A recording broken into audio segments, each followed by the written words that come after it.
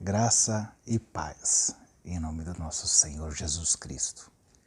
Hoje eu venho para falar com você sobre o livro de Esther. O livro de Esther, no seu capítulo 1, ela já nos mostra o nome de uma outra rainha, Rainha Vasti. Essa rainha que resolveu afrontar o rei. Acredito eu, a Bíblia não diz isso, mas acredito eu que por se encher muito de eu, achar que era, como o pessoal fala na linguagem de hoje, dona da situação, né, num chamado que o rei fez, ela resolveu não ir. Então isso para o rei soou como uma afronta, né? Ou seja, teve que acontecer uma discórdia, para quê? Para que fosse aberta uma oportunidade, né, para que o povo de Deus conseguisse sua libertação de perseguição após um período pós-babilônico, né, onde o povo se encontrava cativo. Estranho isso, né? Mas não cabe a nós discutirmos a sabedoria do nosso Rei, do nosso Deus Todo-Poderoso. E assim se fez, e assim está escrito. Começou por aí. Então aconteceu de que o rei, se sentindo afrontado, né, chamou os seus sábios e todos eles reunidos colocaram à mesa que essa rainha já não deveria ser mais considerada como rainha e nem mesmo ter direito de se posicionar perante ao rei. O que acontece depois disso? Ele determina que no capítulo 1, no versículo 19, que Vasti nunca mais compareça à presença do rei Xerxes. Nunca mais. Então o rei Xerxes ele repudiou e abriu a oportunidade de ser-lhe apresentado outras mulheres que ele pudesse tomar como sua esposa e ter a nova rainha. Aí que surge, no capítulo 2, no versículo 7, uma mulher de uma beleza ímpar, conforme a Bíblia diz, chamada Hadassah. Hadassah, ela era uma mulher que era conhecida também como Esther, inclusive foi o que originou o nome deste livro. A Bíblia não diz também, não consegui achar relatos que seja ela que escreveu isso, mas alguém muito próximo, né? E ela teve a oportunidade de ser levada até o rei, e o rei se encantou com ela, né? O rei se encantou com ela de uma sobremaneira. E no versículo 17 do capítulo 2 ainda está escrito assim: o rei gostou mais de Esther do que de qualquer outra mulher. Então só aí já dá para perceber que ela deveria ser uma mulher assim, de uma formosura sem igual. E ela é uma mulher que ela tinha sido adotada por seu primo, né? O seu primo, ele se preocupava muito com ela. O nome dele era Mardoqueu, e assim que ela começou a ir para o harém e teve aquele envolvimento, e ela passou a ser considerada rainha, né? E o primo dela ficou preocupado, porque tinha ela como filha, né? E começou a ficar à porta do palácio para ver naqueles primeiros instantes o que iria acontecer com a vida dela. E nisso ele percebeu que tinha dois oficiais da entrada do palácio que eles discutiam uma forma de tirar a vida do rei Xerxes, né? E ele levou isso ao conhecimento da rainha Esther. E Esther tomou a providência de avisar ao rei, que mandou investigar e verificou que os dois realmente pretendiam matá-lo, tirar a vida do mesmo, né? Então, no versículo 21, ainda do capítulo 2, né, no versículo 21, no finalzinho dele, está escrito assim: conspiravam para assassinar o rei Xerxes. Ou seja, ele descobriu uma conspiração e acabou salvando a vida, né, do rei. E o rei mandou investigar primeiro para ver se aquilo era verídico realmente. Então, ficou um laço de fidelidade, né, de Mardoqueu para com o rei. Só que isso foi passando. E a Bíblia diz, ainda no capítulo 3º, que existia um nobre muito rico, né? A Bíblia diz que ele era muito rico, chamado Ramã.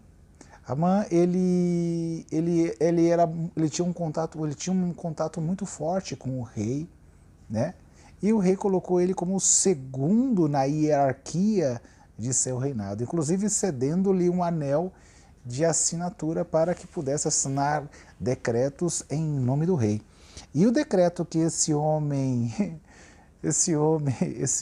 nobre determinou era a extinção do povo judeu.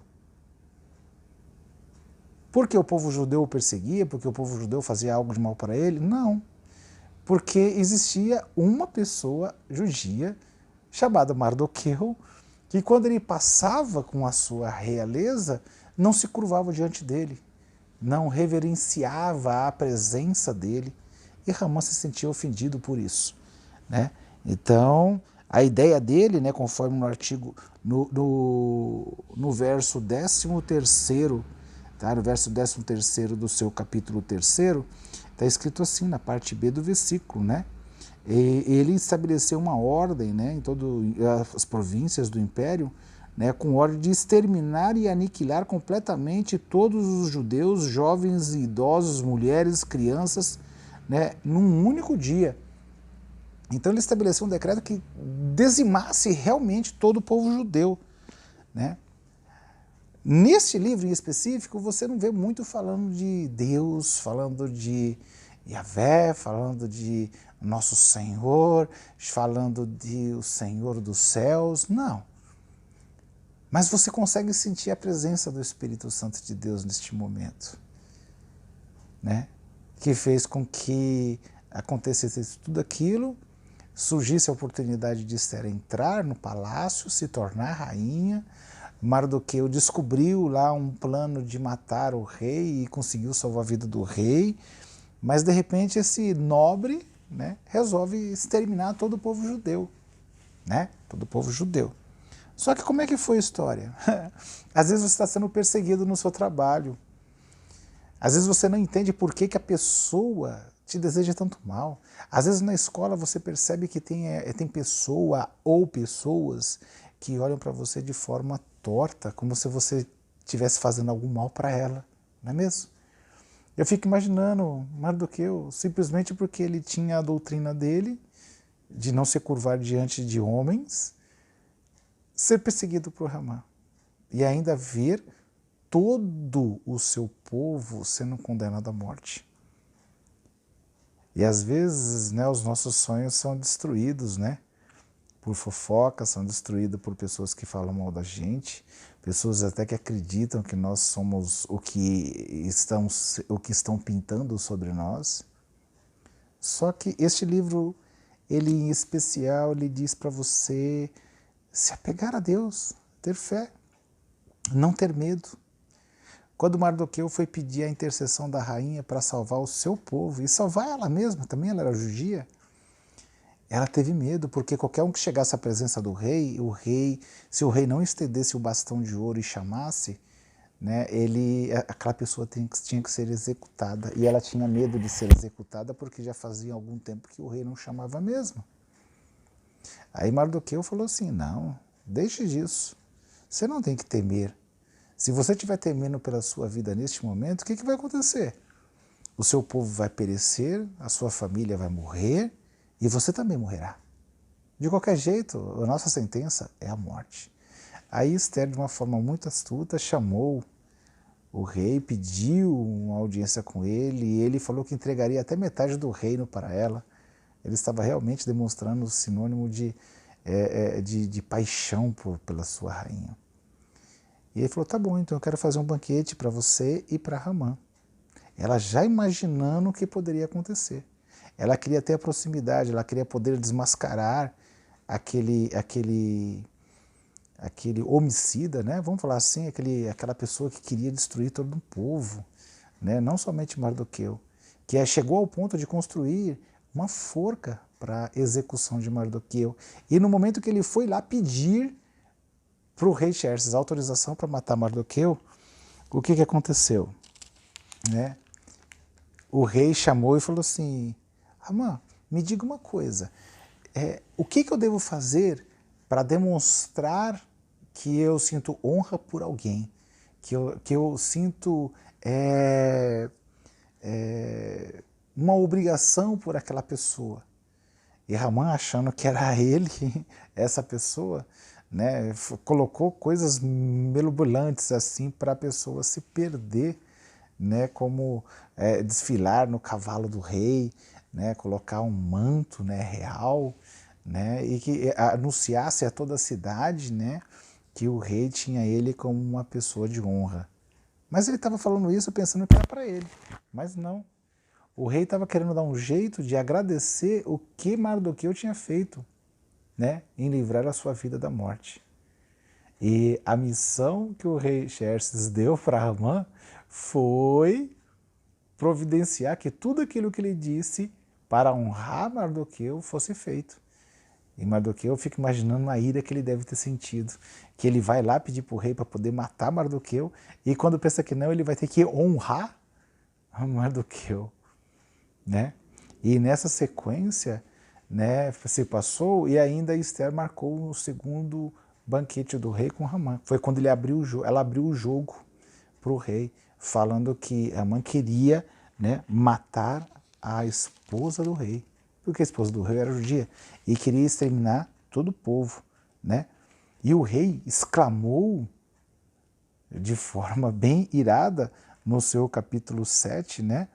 No capítulo 7, na parte do versículo 8, está escrito assim: chegaria ele ao cúmulo de violentar a rainha, né, na minha presença e em minha própria casa. Ele se sentiu afrontado quando ficou sabendo que Ramã tinha feito um decreto para poder matar sua própria esposa. Né? Será que Ramã sabia que ela era judia? Será que aquela pessoa que te persegue sabe que você é um filho de Deus? Sabe que você tem fé? Que o seu pai se chama Jesus Cristo, aquele que é o nosso intercessor direto? Né? Será que ele sabe?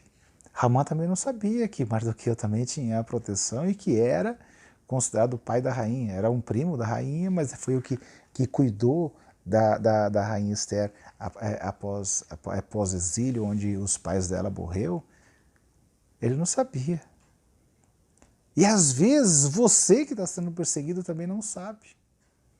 Assim como também eu, às vezes, já passei por momentos que eu me envolvi com muita tristeza no meu coração de perseguições que não existiam. Por quê?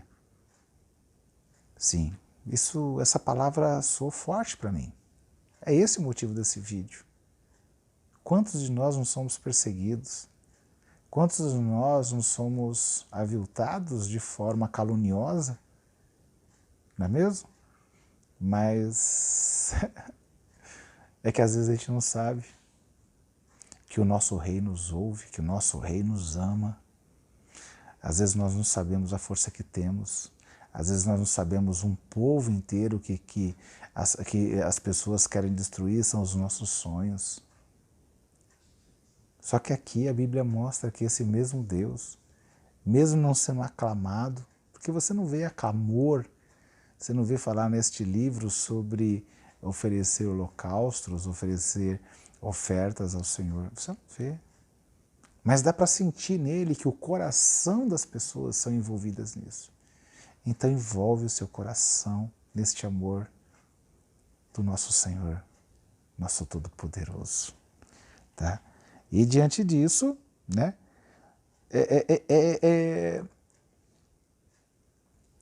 diante disso, o rei determinou a morte de Ramã. E Ramã, olha só que coisa, tinha feito a forca para matar Mardoqueu. E acabou que ele mesmo morreu na forca. Não somente ele, mas os 10 filhos dele também morreram nessa mesma forca que ele fez para Mardoqueu. Não devemos desejar a morte dos nossos inimigos. Não. Não é porque a Bíblia aqui relata que morreram mais de 880 pessoas inimigas do povo judeu, né, entre o seu capítulo 9, né, do versículo 12 até o verso 16, se você for fazer uma somatória, vai dar mais ou menos uns 880 mortos. São pessoas inimigas que morreram ao fio de espada. Mas aqui era um contexto que, vamos falar assim, diferente dos nossos dias de hoje. Não precisamos sair esfaqueando, passando espada em ninguém, dando tiro em ninguém. Não chega a esse extremo. As coisas evoluem, tá? Mas aqui simboliza o quê? A vitória de quem persevera em um único Deus, em uma única fé, aqui representada pelo povo judeu, ao nosso Senhor, o nosso Deus Todo-Poderoso, Criador do céu e da terra e de tudo que há. O único que verdadeiramente tem a força de colocar os seus anjos por suas ordens à nossa proteção, sim, para curar, para salvar, através da figura do nosso Espírito Santo, porque o nosso Deus disse que o Consolador viria e se viria para nos orientar quando ele fosse ao Pai, pois à destra do nosso Senhor ele se encontra. Então eu não podia deixar de falar sobre esse livro tão importante, tão motivador, né? E onde nós enxergamos na figura, na parte figurada para a nossa vida, a morte desses inimigos todos que foram determinado por um decreto assinado por próprio Mardoqueu. Sim, Mardoqueu passou a ser o segundo na linhagem hierárquica de comando do reinado do rei Xerxes. Ele passou a tomar conta até mesmo dos bens de Ramã, né? Ele passou a ser o administrador, né? Lá no capítulo 8º, né? Na parte B do versículo 2º, né? E o rei o nomeou Mardoqueu como administrador dos bens de Ramã. Então passou tudo para ele, ele passou a administrar tudo, toda aquela riqueza que ele se enchia, que a própria esposa dele também motivava ele a se encher de eu, acabou numa forca, que ele mesmo determinou que fosse. E aqui é o final, né? O Mardoqueu até estabeleceu uma data especial para esse dia, né? Onde o povo judeu, por um decreto assinado pelo próprio Mardoqueu, que a princípio era uma pessoa que ficava jogada à porta do palácio, e agora ele passou a ser o segundo na linhagem hierárquica de comando daquele reino, estabeleceu decretos para que todo o povo judeu que estivesse sendo perseguido pudesse, ao fio da espada, né, atacar todo aquele que atacasse os povos judeus. O povo judeu começou a se tornar mais forte. Não devemos deixar de lermos o livro anterior, o livro de Neemias, tá? O livro de Esdras, tá? Que fala sobre a reconstrução do templo, sobre a reconstrução da muralha. É um fator histórico muito bonito, motivador também, que eu quero ter a oportunidade depois de falar com vocês.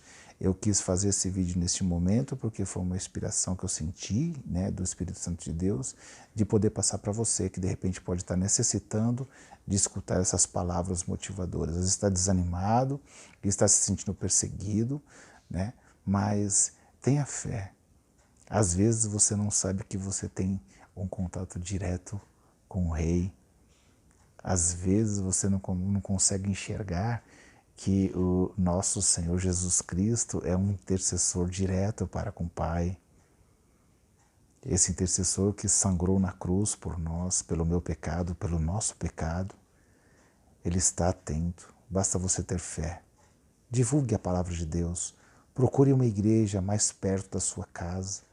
Entre, sinta a presença de Deus.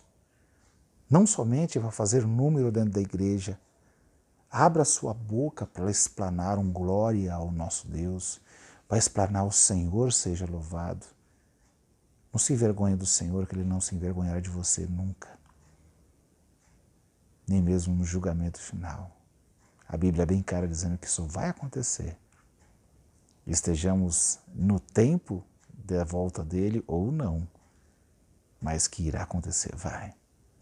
Deus é amor, mas também é justiça. Não o abandonemos e não abandonemos a palavra dele, que é o próprio Deus. Deus abençoe você. Obrigado por ter assistido. Se você assistiu esse vídeo até esse momento, eu tenho certeza que você vai dar um joinha aí embaixo para me motivar com esse trabalho.